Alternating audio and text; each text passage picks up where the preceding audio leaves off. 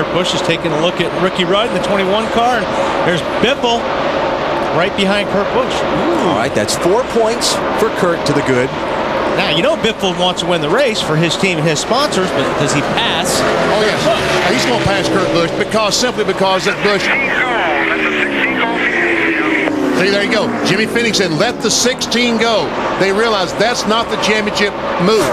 If something were to happen later on, Biffle may have to back up. But right now, let him go. Bill? Benny, before they went back to this green flag session, Kurt Busch said, I want to know where we're at, how many to go, what our positions are. So when Jimmy Fennick told him to let the 16 go, he knows that's okay to do. Although, I'm not sure he's going to follow instructions. I think he will right here, because if you know what, if you want some, that's his ace in the hole right there, is having somebody in front of him. So he knows at least he's got one guy that he's going to gain a position if he needs it, if it comes right down to it, before the end of the race. Plus, trouble, Martin Truex Jr. Right rear tires disintegrated on that one car and blowing the quarter-pound off, and caution flag is out. This might be the break that Greg Biffle needs to win the race. 15 laps to go. They're going to have to hurry if he's got a chance to win the race. This is also going to close up Jeff Gordon, Jimmy Johnson, and Kurt Busch together on the restart. And it's going to make things frantic. Just frantic in the final laps. I think Jimmy Fenning is... he's had it. Oh, he wants it to be over. He's aged... Staying out. We only got 15 laps to go right there. Staying out. He's aged a dozen years in a day. Yeah. The other thing I was thinking about when they let the 16 go, when Kurt Busch let Greg Biffle go, I think they maybe also felt like that Biffle had enough speed to go up and catch Jimmy Johnson and Jeff Gordon, and if he could put them another spot farther back, well, that's... You know what? Biffle's going to be... He's going to be roughing it up right now with Jimmy Johnson and Jeff Gordon, because those two cars are directly ahead of him, and you know Biffle's going to race them hard. And he should have better tires on his 16 car than those cars have. 12th caution flag. Check that 13th caution flag of this race. It's like Truex is already slowing down. He feels like he's got the flat going into turn 3, and there's where the tire completely comes apart. Look how much damage a tire coming apart. Is that unbelievable? Was running in 18th place at the time. Mark Martin on pit road. Marty? The theory, Alan, they really didn't have much to lose. 4 tires and fuel for Mark. He's pretty happy with the chassis, but obviously very upset with where they are on the racetrack and in the championship standings. Car's been pretty good, but they will not win the championship today. Dave? Junior's car is chattering the left front in the corners. They're going to make a track bar adjustment. Also put a spring rubber in the right rear to try to correct it. Junior thinks there's something wrong with the car. His crew thinks they can fix it and make it pick up a few positions before this race is over. Left side tires going on, and Dale Earnhardt Jr. leaves pit road. 22 laps of racing on that last run. So we'll see if the pressure tires are worth a lot to Martin and Junior. Oh, I think they will be, but you still have all this traffic, and we've seen all year long track position is so important. Clean air is important. He'll get a bunch of cars, but I think he'll be able to drive it to the front. And we saw the one car, the tire disintegrate below the quarter-pound law. Did any metal debris get on the racetrack that some of these cars might have run over and punctured the tire? We talked about bad luck. Yep. At the very top of the show. A flat tire now would be disastrous. Yeah, Jeff Gordon had that. Remember, he had the left rear tire get cut down riding around under the caution flag earlier. So they'll be anxious about that. And they'll be anxious about everything for about the next 25 minutes. Yes. But these caution flags should take the fuel question out of the mix. There's all the debris. So we're going to have less than 10 laps to go when this race restarts, which means it's going to be a single file restart with just the lead lap cars up front. So there'll be no lap traffic in between any of these championship guys. I'll tell you, it is going to be the trophy dash of all trophy dashes. Man, a little $5 million pot there. Yeah. Jeff Gordon running 4th, Jimmy Johnson 5th. It's not enough. Kurt Busch is 7th. To overcome 12 points, Jeff Gordon needs to pick up 3 spots. He basically needs to win the race. Can he do it, Matt?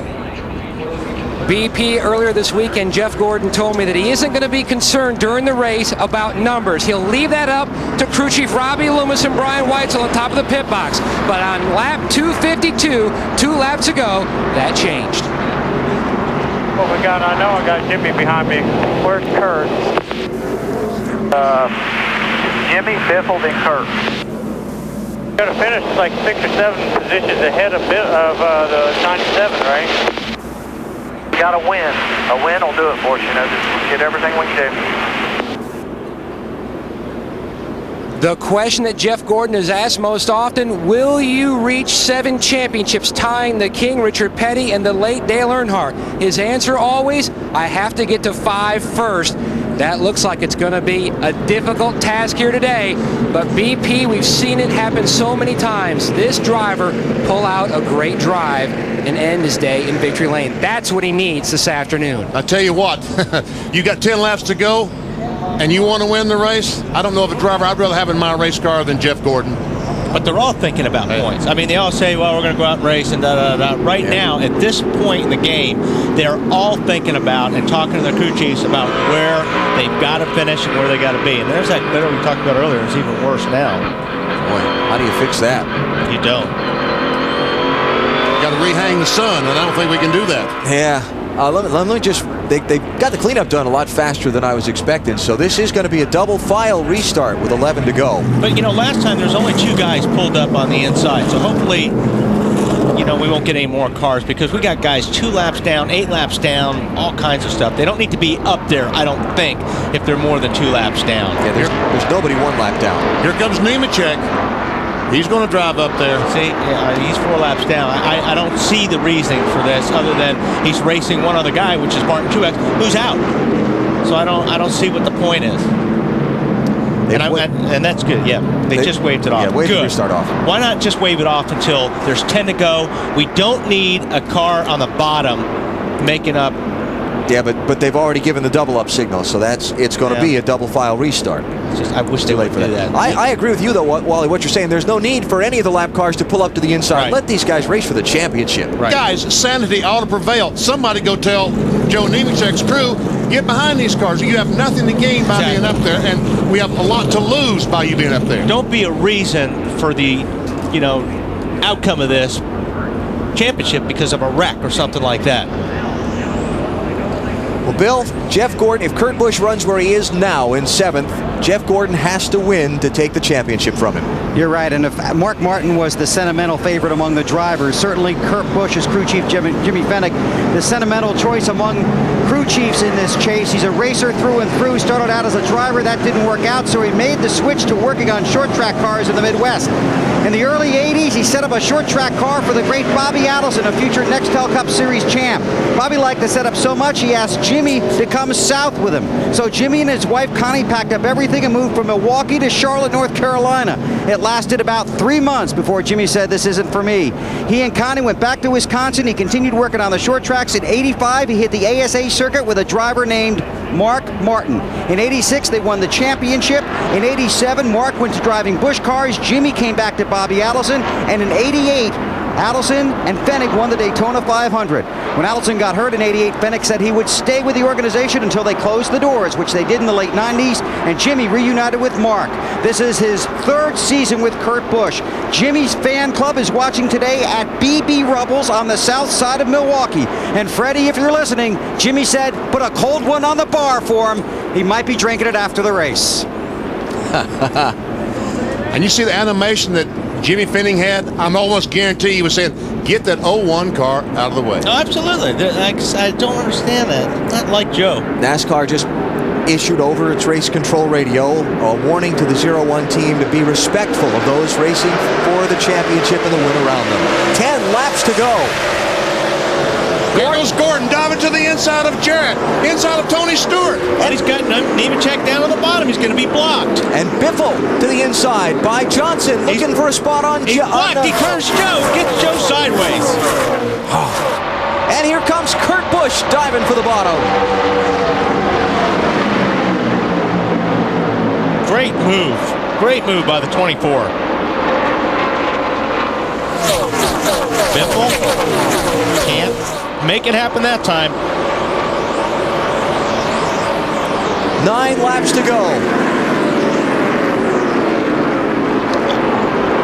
Jeff Gordon is 4th. Jimmy Johnson is 5th. Greg Biffle tries to look on the outside. He's there. Outside of Jimmy Johnson. Takes the spot. Big help for Kurt Busch. Yep. Now Kurt running just a couple of spots behind Johnson. If Kurt Busch, the 97 car, if he can stay there, the championship is his. Kurt lost the spot on that restart. Brendan Gaughan got by him. The 77 car, the yellow machine there. And there goes Biffle on the outside of Jeff Gordon. Takes that spot. So Greg Biffle on the opening lap of the race yielded to Kurt Busch. They started on the front row together, let Kurt lead a lap for 5 bonus points, and now he's helping out his teammate in another way. And now Kurt can see the 2 guys in front of him. He can see Jeff Gordon and Jimmy Johnson. Well, maybe not right now down the front stretch. I can't. Nobody can see anything down the front stretch, but now he can see him. Yeah.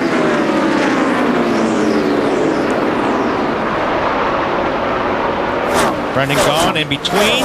Brendan will probably let Kurt Busch go. So close. And it's got to be so agonizing for Jeff Gordon and Jimmy Johnson to look in that rearview mirror and see that 97 car hanging with them.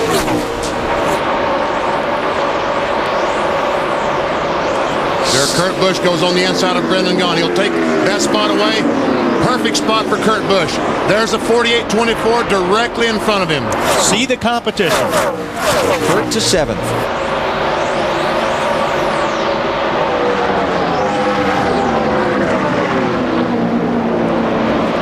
What a rally for this 97 team in this race from the big problems they had earlier back at lap 91.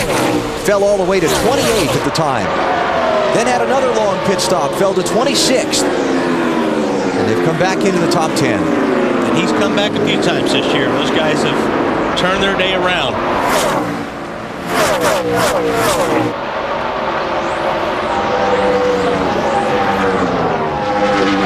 Kurt Busch is saying, please let this be over. Biffle taking a look underneath Jarrett for the 3rd spot.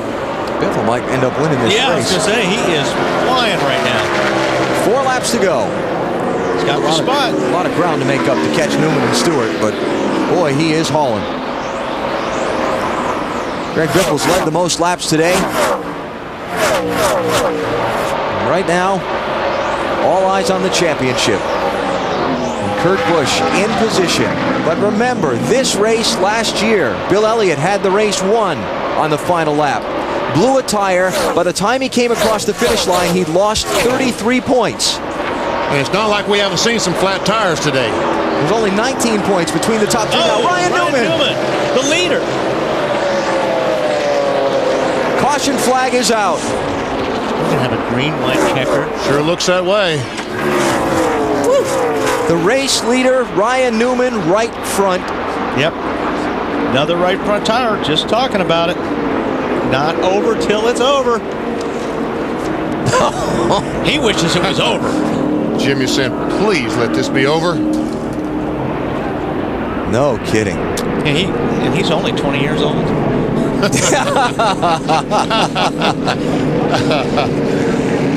He'll feel like he's 100 by the time this day's over. So the race leader with 4 laps to go, less than 4 laps to go, winds up in the wall. Ever see Ryan Newman, the 12 car, going down in turn 1 and the right front tire goes flat, and in that safer barrier he goes.